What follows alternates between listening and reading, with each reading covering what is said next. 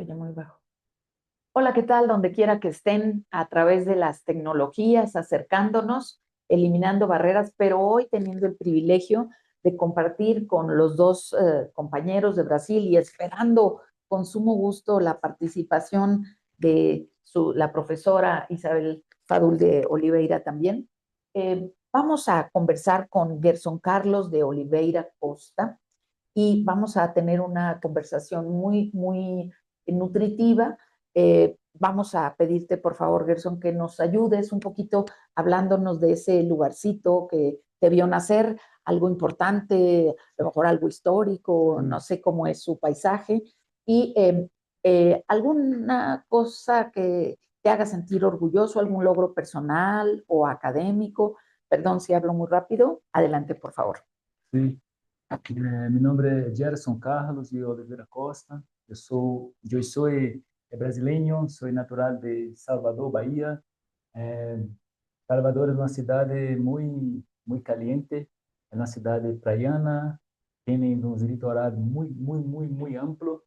Eh, Quase que a maioria da população de Salvador são formada por homens e mulheres negras, porque houve um processo de escravização em Brasil, então se concentrou em algumas cidades do nordeste do país, e Salvador foi a primeira capital do Brasil. Então, quando o Brasil foi colonizado por Portugal, então se formou, Salvador foi a primeira capital de Brasil.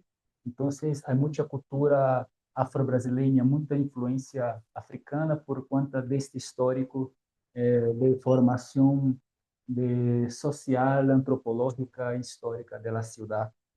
Eu tenho muito orgulho de ser baiano e brasileiro, assim. Meus pais sempre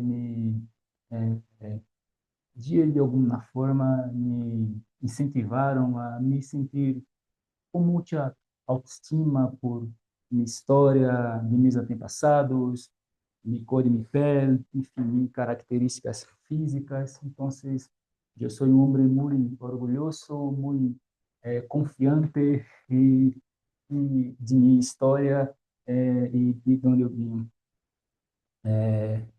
Eu, por eh, compartilhar algumas na minha vida, em minha história de vida, tem alguns professores, alguns docentes que marcaram muito minha vida. Então, eu vou dividir em três momentos que eu acho que melhor explica.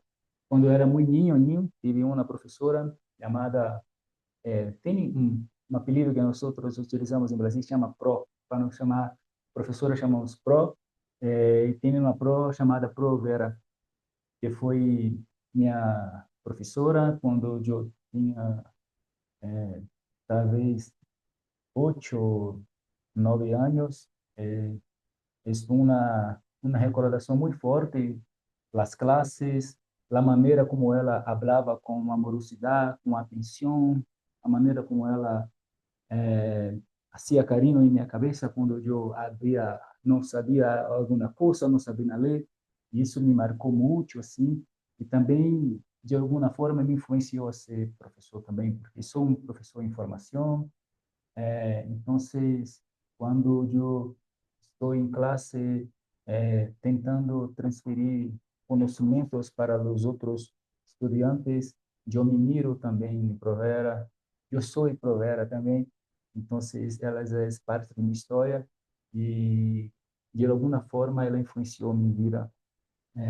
Mais adelante, durante a formação já adolescente, de segundo grau, eu tive um outro professor de física em Instituto Federal de Educação Tecnológica da Bahia, onde eu fiz o segundo grau.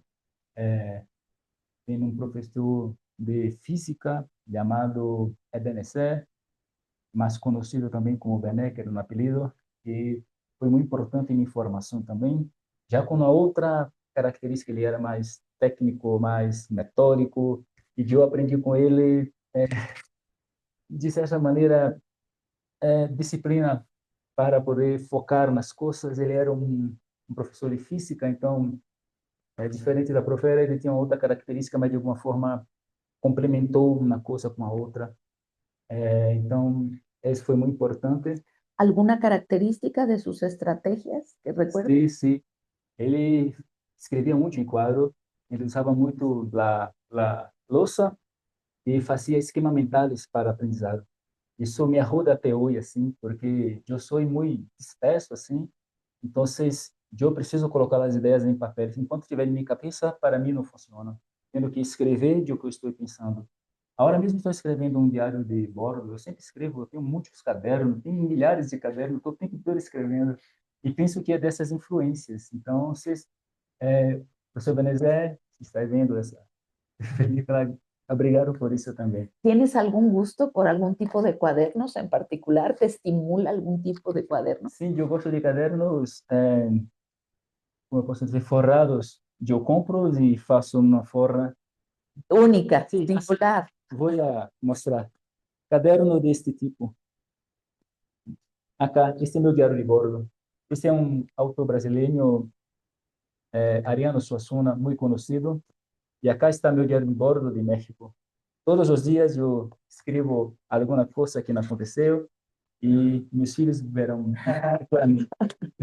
Bueno, pues pueden aquí ver justamente la importancia de los jornales, journals, ¿no? Sí, Es una técnica para recordar, sí, mnemotécnica, etcétera, sí. sí. Y ahora, más recientemente, na graduação, eu posso citar a professora Isabela Fadu de Oliveira, que me iniciou na pesquisa acadêmica. Eu comecei a fazer pesquisa em Direito do Trabalho e sigo investigando educação jurídica e direito educacional com a professora Isabela Fadu. Ela é uma pessoa que é central em minha formação jurídica, minha formação como pesquisador, como professor. Eu miro e penso, eu quero ser um pouco assim. Então, Pero ¿cuáles son algunas de esas características que tú quisieras emular o proseguir? sim, Isabela, ela é muito, como eu posso dizer, ela utiliza metodologias de ensino que mistura cinema, artes. Por exemplo, eu, nos primeiros dias de aula, a gente assiste o filme Tempos Modernos para poder pensar no mundo do trabalho e, enfim, então ela usa poesia, enfim. É uma professora que consegue dar uma característica inter e transdisciplinar em sua maneira de fazer a docência, a maestria, e eu penso que é uma forma correta de se conectar com os estudantes e, enfim, porque penso que o conhecimento não é transferência, sim uma construção coletiva e conjunta. O professor sempre aprende alguma coisa também com os alunos e os alunos aprendem. É desta troca que surge o conhecimento e a maneira como a professora Isabela consegue fazer isso, eu penso que é a maneira mais adequada em minha avaliação para poder chegar a esse objetivo que é construção do conhecimento. ¿Nos podrías compartir algún ejemplo específico en cómo se aprovechan las artes? ¿Algún ejemplo en particular? Sim, posso ser. Temos uma atividade que chama-se aula aberta. É uma aula que a professora Isabela coloca uma película, nós outros assistimos a película, é uma aula sobre direitos sindicais, sobre helga, greve. É uma película muito famosa em Brasil chamada Eles Não Usam Black Tie, que se passa nos anos 80 sobre uma grande greve que ocorreu em São Paulo.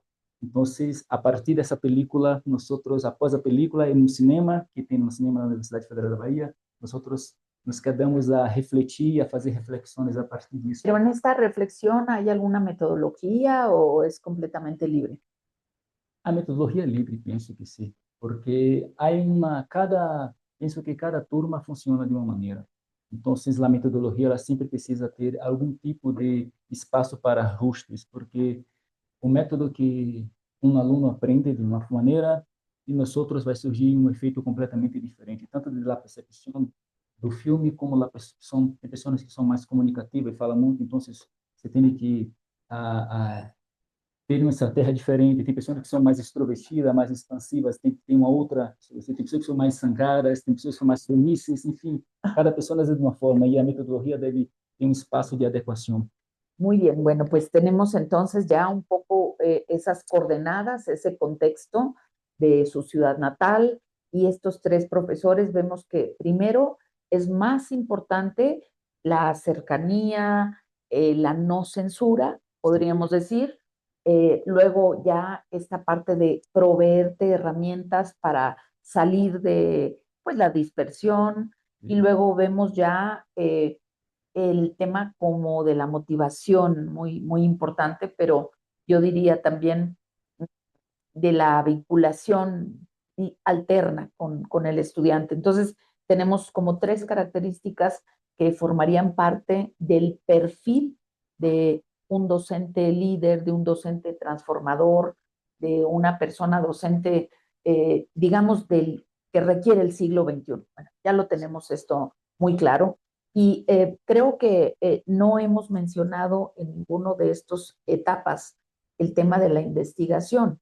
No sé si tú piensas que la investigación viene sola después de la motivación o si hay en estos tres maestros que te marcaron alguna forma específica de orientar o impulsar la investigación en particular. E eu me interessei pelo mundo do trabalho surge há muito tempo. Eu sempre me questionei por que as pessoas precisam trabalhar. Eu lembro quando eu era muito menino, eu ficava pensando por que minha madre precisa sair de casa e volver à noite, porque as pessoas precisam trabalhar, por que isto? E esta questão me perseguiu durante toda a vida. No te necesito, nadie te necesitó invitar a la investigación, fue algo que tú viviste, tu experiencia fue la que te... Sim, sim.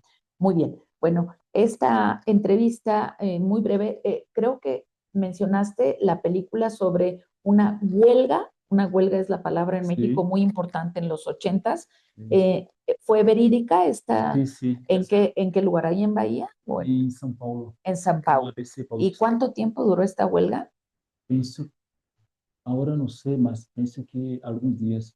Muy bien, entonces no fue meses o años, sino fue, y se analizó desde distintos Sim, aspectos. sim, Muy sim. bien. Bueno, es muy diferente el tema de la educación en licenciatura cuando tienes 17, 19, 20, 21 años, que cuando ya estás en el posgrado, 26, 27 años, es diferente. Entonces, por favor, compártenos qué podrías desde tu perspectiva eh, recomendar para lo que podríamos llamar el encuadre o las reglas del juego en el posgrado, cuando ya el estudiante tiene otras responsabilidades y cuando también ya, digamos, hay cierta autonomía, ya se presuponen algunos contenidos. Vamos a suponer que tú eh, tuviste algunas experiencias exitosas como profesor. No solamente eres estudiante, sino que fuiste... Eh, ¿Cuáles de esas experiencias exitosas en tu propia docencia o cuáles quisieras tú incorporar o recomendar a la planta docente de cualquier parte del mundo? ¿Qué es lo que tú dirías? Hay que tomar esto en cuenta. ¿Cuál es la palabra que tú utilizas para lo que pedagógicamente se llama el encuadre? El encuadre son esas reglas del juego, cómo vamos a construir nuestra relación en el semestre o en el trimestre. ¿Cuáles serían esas experiencias exitosas que tú implementaste, que tú puedas decir sí funcionan y que las pudiéramos recomendar para los docentes en el posgrado? Por Eu favor. penso que a palavra é interdisciplinaridade. Eu penso que é o principal problema é uma coisa que o Paulo Freire já identificou há muito tempo, chamado método bancário de ensino. O método bancário é uma doença que corrói a todo o ensino em todas as coordenadas geográficas do mundo. É um método que coloca os estudantes como copos vacinos para serem preenchidos por uma pessoa que é melhor que eles. Então, quando nós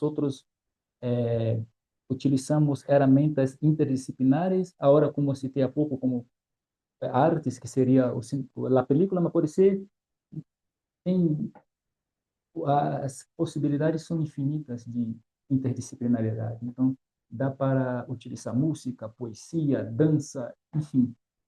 Eu penso que para uma educação transformadora somente é possível por intermedio de herramientas interdisciplinares de ensino, porque la dinámica ensino-aprendizaje depende de esto. É o que eu penso, uma sugestão seria isso, interdisciplinaridade. ¿Tú lo recomendarías? O sea, ¿cómo lo introduces en las reglas del juego? Vamos a tener una formación o actividades transdisciplinarias. ¿Así lo incorporarías tú en tus reglas del juego, en tu presentación? ¿O cómo sería? ¿Cómo lo introducirías, digamos, como profesor? ¿O cómo recomendarías introducirlo a la planta docente? E primeiro, a reforma dos currículos acadêmicos é importantíssima. O currículo acadêmico é uma decisão pedagógica e política. São pessoas que tomam essa decisão. E essas pessoas têm interesse, né? Têm suas visões de mundo, suas perspectivas políticas, ideológicas. Então, o primeiro ponto seria o currículo acadêmico. Esses currículos, pensando a partir da realidade brasileira na qual estou inserido, e é solamente onde posso falar, os currículos são muito ruins. Então, eu penso que No, a ver si estoy entendiendo. ¿Tú recomendarías con tus estudiantes leer el programa de la materia? Es decir, vamos a tener todos el programa y saber si le ponemos, si le quitamos a los contenidos o a las formas, o a las dos cosas. penso que as duas coisas, tanto forma, contenidos como a forma. Pero eu penso que estas reformas devem ser hechas a partir também da escuta de los estudiantes, porque penso que os estudantes têm uma contribuição. Porque entonces, tú propondrías de entrada escuchar sí, las sí, propuestas de los estudiantes, sí, que sus expectativas, sí, sus percepciones, sus sí, necesidades, para entonces fijar los objetivos del curso. sí, porque penso que os estudantes são muito subestimados. São vistos como Definitivamente. pessoas que não têm nada a contribuir, e sim, tienes muito a contribuir. Muy bien. A ver, no quisieran preguntarle al maestro porque desapareció el Zoom, se hizo la llamada, hiciste la llamada y no sé si se... em, Acho que cada vez zerou a gravação. Ah, segue gravando? Sí. Ah, bueno. Muy bien.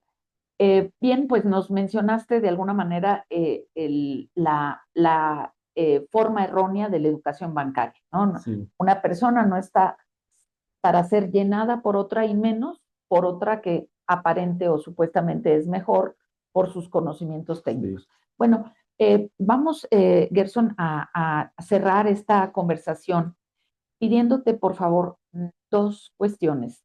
Primero, no sé si nos queda muy claro que tú favorecerías actividades o aprendizaje activo a través de introducir las artes de una o de otra manera.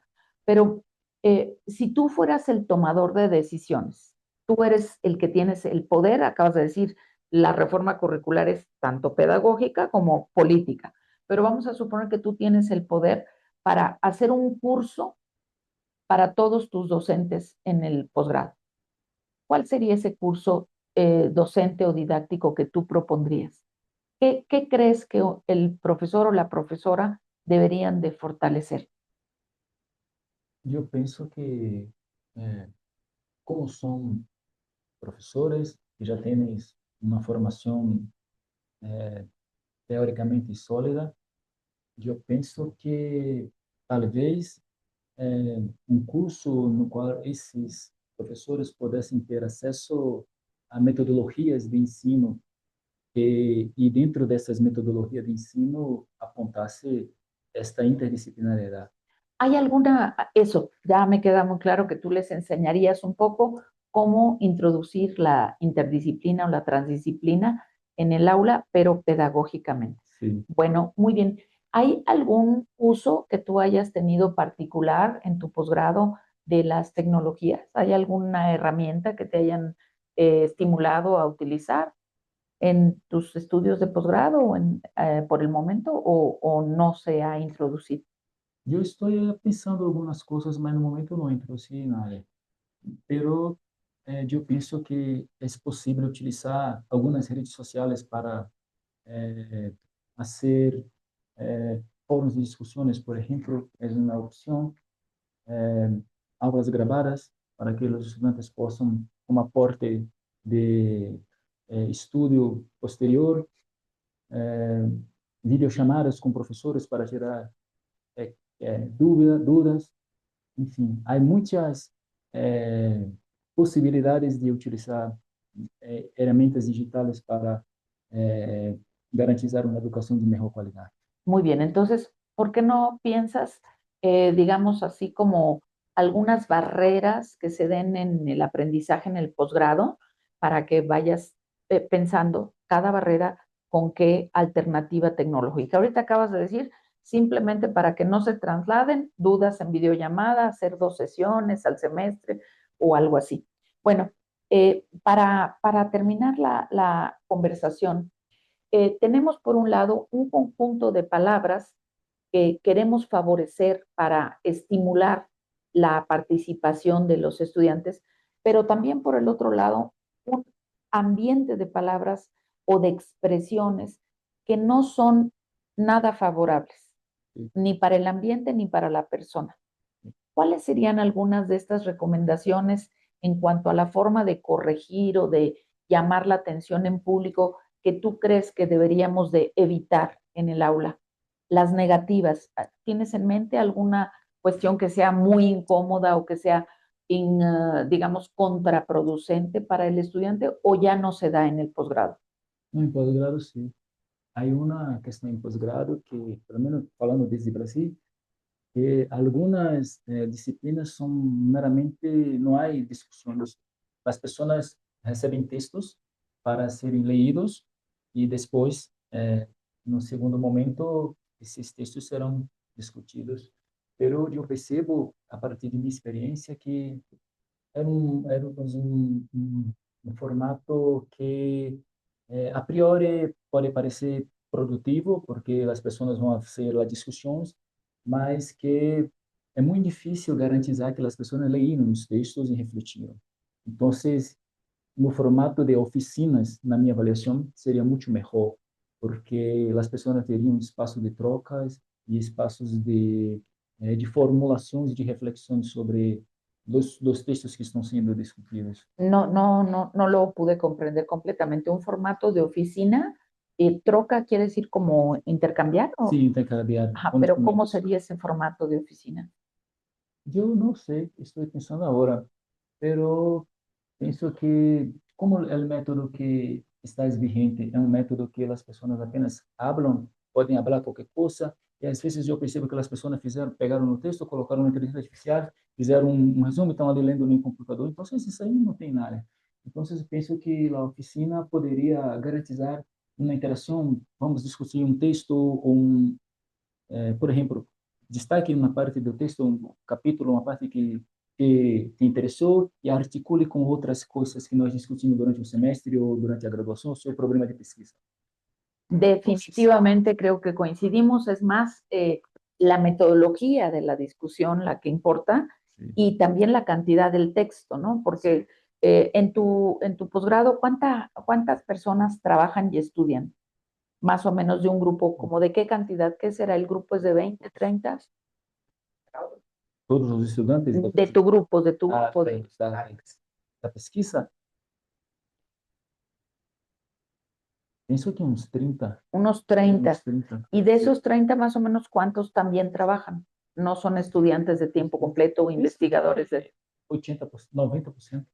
Entonces, tampoco es fácil que lean todos los textos, Exatamente. no es real y entonces Tem que ser uma estamos quantidade menor de texto. muy bien. Entonces, las palabras que habría que evitar en la corrección o ya en la sesión, en el intercambio con el profesor, ¿qué expresiones o palabras consideras tú que deberían de eliminarse?